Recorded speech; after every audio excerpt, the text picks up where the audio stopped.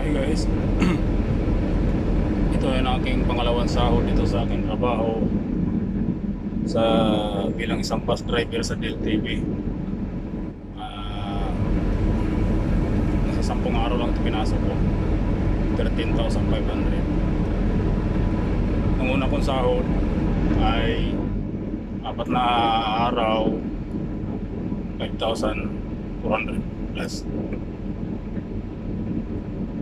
Ito yung una kong sahod nung 4 na araw ay 5 days. So wala pang klaro ang biyahe nun. So kaya 5,000 lang. May late pero okay na rin yun. So ngayon ano din pala to, 13 days nakalagay. Di ko alam kung laan. Bilang ko lang kasi 10 lang. Pero 13 days nakalagay. So guys, umpisa pa lang to sa aking hanap buhay. So baka sa susunod na malaki-laki na rin kasi depende kasi yan sa ating biyahe, sa kita, sa koleksyon natin kung kaano. Kung dalawang biyahe ka lang, medyo maliit lang, pero kailangan mo naka 3 weeks ka, mayroon ko ng 4 na oras na overtime palagi. Pero kung round trip lang, wala kang overtime, so mayroon ka lang porsyento pag nakakuta ka. So yun guys, dun sa ating mga subscribers at sa mga viewers, pa-like naman at pa-share at pa-subscribe ang aking YouTube channel, Papa Lance TV. At pwede rin kayong mag-comment sa ating comment section box. Yun guys, at abangan na lang natin ang susunod natin sahod at i-vlog ko ulit. Thank you. Hey guys, ito yung pangatlo kong sahod. Ang buwan ngayon ay August 26. Una kong sahod 5,000. Pangalawa kong sahod ay 13,500. At ang pang-apat ito ay 21,000. Salamat sa Diyos. Salamat sa biyaya.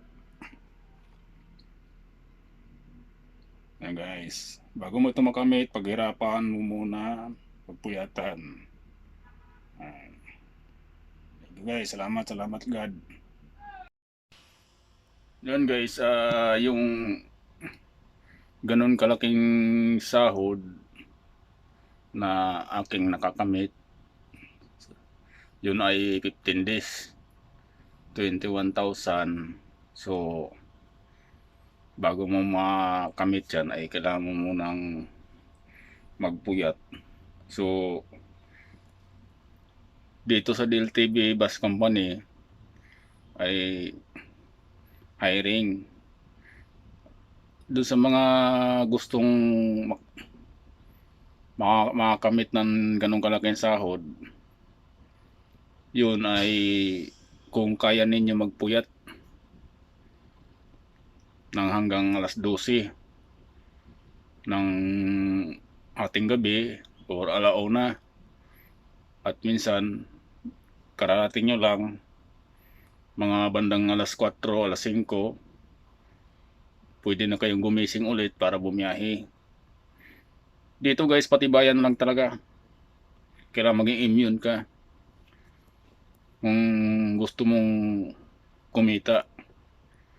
Kasi ang lahat naman ay pinaghirapan. Mahirap naman kumita ng ganong kalaki na hindi mo pinaghirapan. Hindi maganda yon. Kaya dun sa mga interesado, hiring pa ang DelTV. So pwede kayong mag-apply sa Turbina Terminal.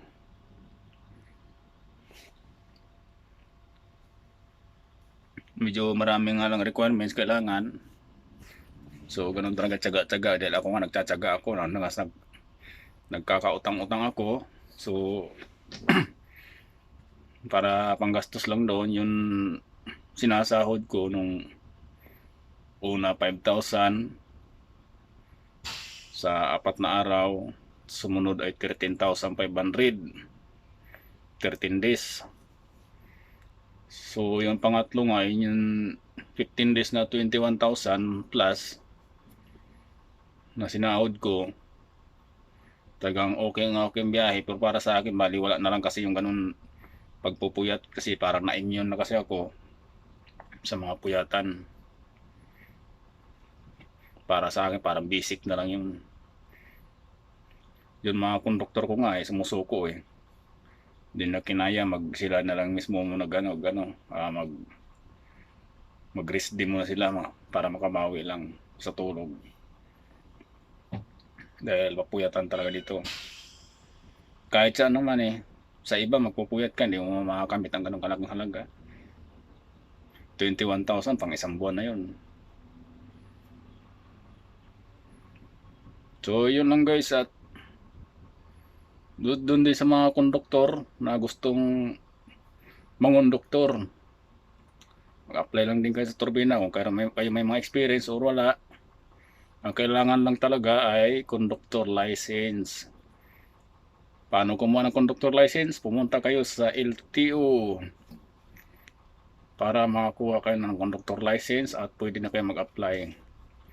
Tinatanggap naman dito kahit wala kayong experience sa conductor, kasi mayroon naman tayong pamamaraan paano matuto, tinuturuan naman yan So ngayon, andito ako sa Talipan terminal, garahe nila, shop. So naka one way lang tayo ngayon, August 27.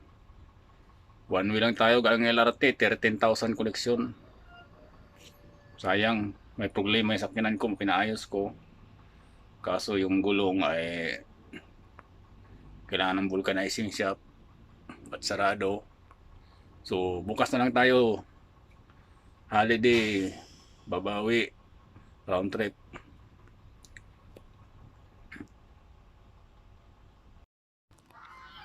At gusto ko rin magpapasalamat unang-una sa ating mahal na Panginoon. Pasensya na po dahil hindi na ako nakakadalaw sa inyong tahanan, at nanatili naman kayo sa aking puso't isipan. Salamat, Papa God.